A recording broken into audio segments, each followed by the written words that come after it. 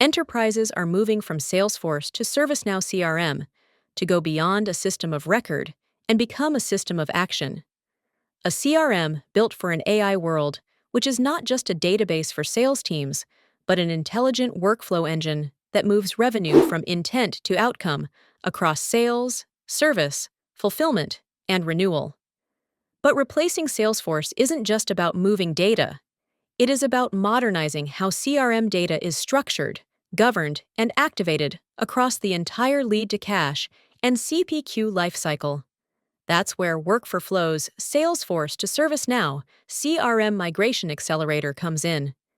Built natively on ServiceNow, it gives enterprises clarity, control, and confidence as they transition their CRM to the Now platform. The accelerator runs assessment checks to understand complexity and readiness. It automates object and field mapping, validates relationships, and enables live, phased migration with Salesforce and ServiceNow running side by side. Admins get real-time dashboards that track progress, flag issues, and surface recommendations throughout the journey. From leads and opportunities to quotes, orders, customer service, and field service, organizations establish a unified CRM operating model on ServiceNow.